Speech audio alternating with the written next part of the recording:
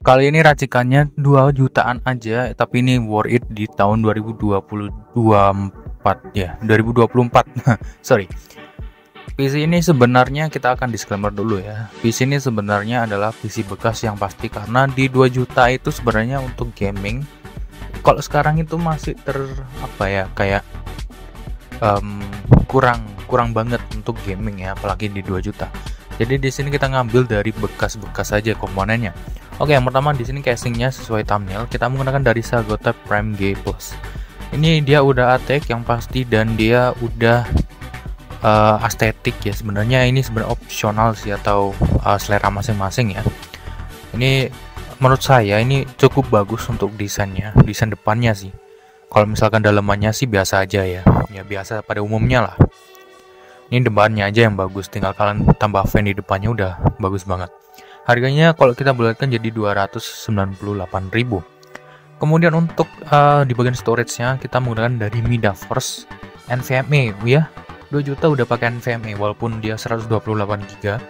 Oh ya, untuk misalkan konten-konten PC kali ini atau racikan-racikan itu biasanya sekarang saya sudah upload di TikTok ya. Jadi kalian bisa lihat TikTok saya itu mungkin hampir setiap seharinya saya mengupload video, mengupload racikan PC yang mungkin random harganya sebenarnya, tapi kalian nonton aja. Dan waktu di TikTok di bagian SSD banyak yang bilang kalau misalkan Midaforce itu bermasalah ya. Memang iya, pada kasus yang tahun-tahun lalu kita bisa lihat bahwa SSD murah yang chipnya tidak terlalu bagus, chipnya ya chip lama mereka pasang di SSD mereka, ya akhirnya terjadilah mati gitu ya, tidak di-tag. Tapi biasanya itu SSD-nya mereka beli di toko-toko yang high demand atau toko-toko yang penjualannya itu nggak masuk akal, bisa ribuan, 10 ribuan, bahkan ratusan ribu. Dan banyak yang komplain gara-gara SSD-nya mati.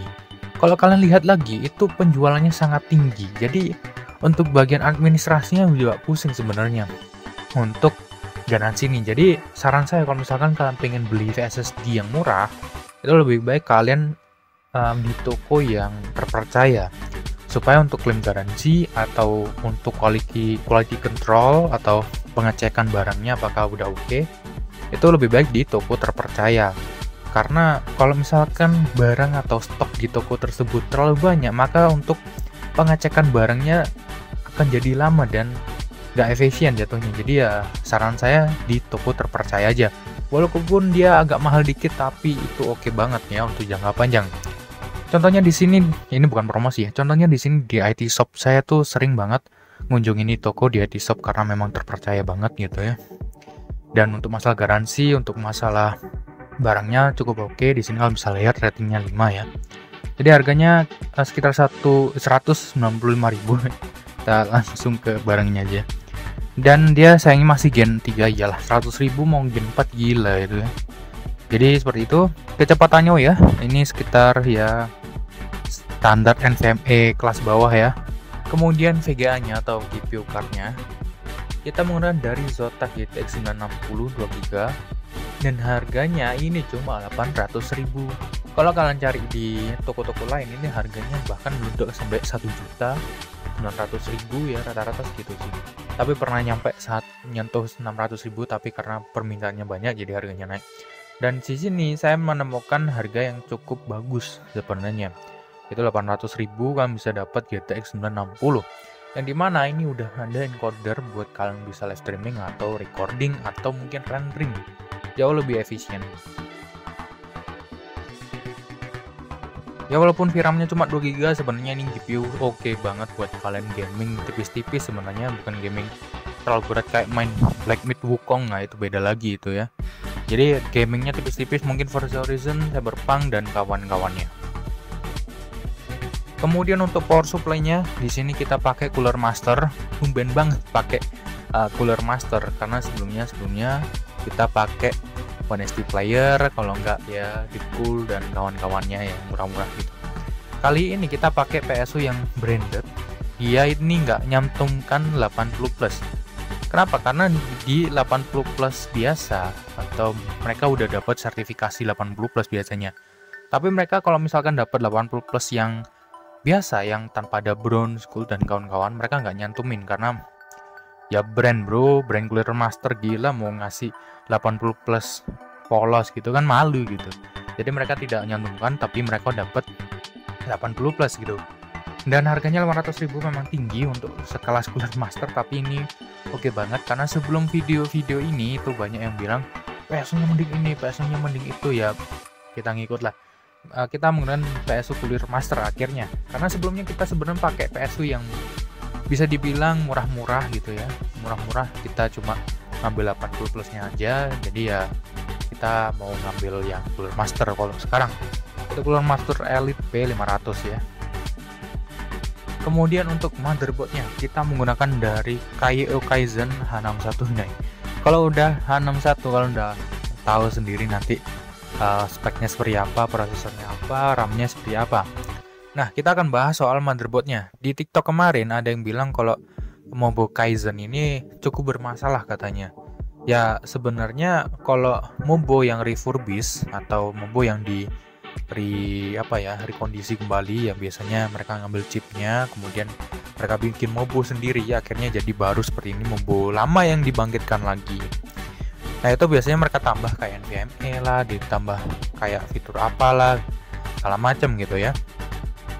Nah, ini karena Mobo refurbish atau Mobo yang direkondisi seperti ini atau rebrand lah ya. Ini biasanya memang ya itu ya kadang ada masalah ngototnya, ada masalah matinya, ada masalah itu. Tapi kalau untuk sekelas misalkan di KYO Kaizen atau brand-brand yang memang mencantumkan namanya, itu biasanya jarang sekali. Jadi lebih baik beli yang bekas atau yang baru bang. Lebih baik kalian jangan beli yang lama ya. Kalau misalkan kalian bisa beli yang baru, yang generasi baru, ya ambil yang generasi baru. Tapi kalau yang generasi lama, sebenarnya ini kita bisa debatkan lagi ya soal lebih baik yang baru atau yang lama, mungkin di live streaming atau di video lainnya. Jadi intinya ini masih oke karena dia dijual di tokonya langsung ya, di KYO Official Store. Di H61 dia udah ada NVMe-nya. Catatan juga, kalau misalkan kalian menggunakan NVMe yang tadi, kalian ubah switch-nya. Yang ini SSD switch NVMe to NGFF. Kalau misalkan kalian pengen menggunakan SATA, kalian switch ke bagian SATA ini. Tapi kalau misalkan kalian pengen menggunakan NVMe, kalian menggunakan switch ke NVMe-nya. Jadi seperti itu. Kalau Mobo yang baru memang seperti itu. Karena kalau misalkan ada dua storage yang berbeda tipenya, SATA dan NVMe, nanti chipsetnya ini itu bakalan pusing gitu ya. Ini gua nggak diprogram kayak gini buat ngehandle dua tipe storage yang berbeda. Gua pusing bingung. Nah, itu akhirnya nggak detect tuh biasanya. Bang, ini kok nggak detect tiba-tiba? Karena mereka beli motherboard yang lama, yang ada switch-nya, mereka nggak switch ke NVMe. Biasanya seperti itu. Dan harganya cuma 265.000. Sebenarnya harga paling murah di kelas H61 ya. Yang bergaransi tapi. Kemudian untuk fan-nya kita standar aja, kita pakai SF yang stock cooler ya. Harganya 28.000. Kemudian untuk RAM-nya, nah harga RAM sekarang itu udah turun banget. Terakhir saya lihat itu harganya 98.000, tapi sekarang udah 85.000. Jadi kalau misalkan kita ambil 2 biji itu sekitar 170.000 ya. Jadi kalian bisa ambil 16 GB di harga 170.000 gitu. Lanjut untuk fan casingnya, kita menggunakan dari fan case Enlight F124 RGB. Dia udah 12 cm, jadi kita ambil 4 biji di sini. Jadi harganya 120.000. Dan ini fan-nya kalian pasang di depan dan di belakang untuk intake-nya. Intake-nya di depan, terus yang di belakang buat keluar. Intinya di depan buat masuk, di belakang buat keluar. Intinya seperti itu. Nah, harganya 120.000 ini termasuk murah banget, dan ini MOLED ya. Kalau nggak salah tadi PSU-nya udah support sampai 4 MOLED gitu. Kemudian untuk CPU-nya yang terakhir, memang ini saya sengajakan CPU yang terakhir karena sebelumnya CPU yang pertama, tapi sekarang yang CPU yang terakhir, ya gitu. Kita menggunakan dari i5 generasi ketiga 3470. Ini prosesornya memang ya standar sekali ya, kita bisa lihat performanya seperti apa, kita bisa tahu oh ini prosesor yang biasanya dipakai buat PC kere hore ya kan, jadi korban mending itu gitu.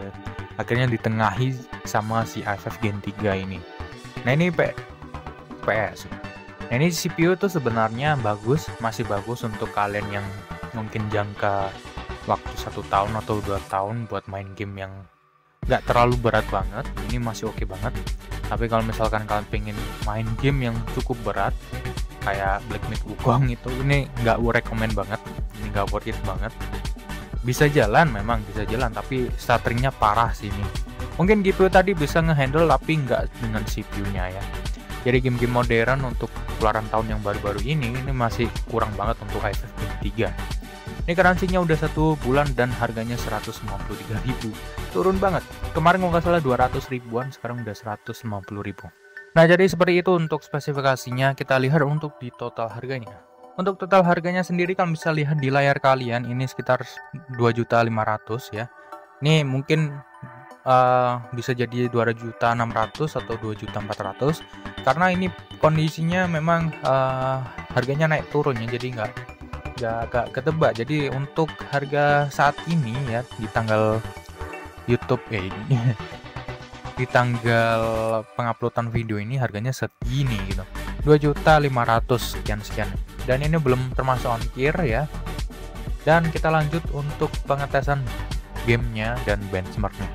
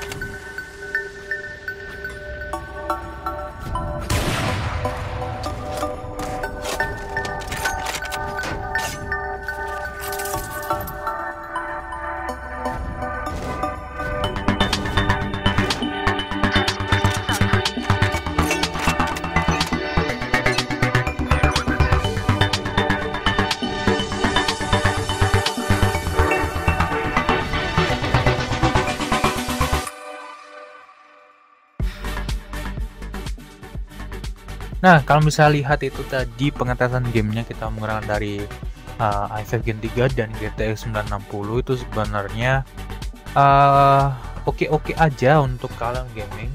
Dan disclaimer juga untuk pengetesan game tadi itu di resolusi 720p. Dimana kalau 720p itu pasti FPS-nya akan tidak sesuai dengan benchmark lainnya, karena benchmark lainnya atau pengetesan game lainnya di YouTube itu rata-rata sudah menggunakan 1080p, tapi di sini kita ambil yang 720p. Supaya apa? Supaya FPS-nya semakin ngembung gitu ya, semakin ngembung. Untuk di Cyberpunk tadi itu bisa sampai 60 fps. Kemudian untuk di God of War juga FPS-nya tinggi ya, pasti rata kiri juga. Di resolusi 720p ini sebenarnya masih oke banget buat kalian yang pakai monitor yang 768p, itu masih oke banget buat kalian mainin game ya sekelas Cyberpunk gitu ya. Bisa 60 fps, tapi itu nggak rata-rata. Itu pas di luar pas tidak ada load yang dibutuhkan terlalu banyak.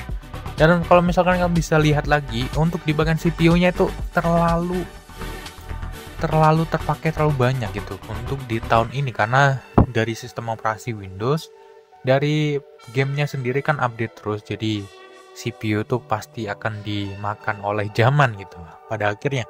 Untuk GPU sebenarnya masih oke banget. Mungkin kalian pengen upgrade sesuatu di 2 juta ini, mungkin saran saya adalah upgrade prosesornya dan mobonya. Ambil yang DDR4 ya. Ini masih oke juga untuk di GTX 960. Jadi kalian kalau misalkan pengen ganti performanya, lebih baik ke CPU-nya dulu aja. Jangan ke GPU. Nanti kalau di GPU CPU-nya kasihan gitu ya. Si CPU udah 100%, GPU masih 50%. Jadi mungkin seperti itu. Kalau misalkan kalian ada soalan ya, tanya-tanya PC, kan bisa di kolom deskripsi, di kolom komentar ya. Terus kalau misalkan kalian ada usulan ya, komen aja. Dan tapi menurut kalian ini PC worth itu untuk nggak? Komen komen lagi.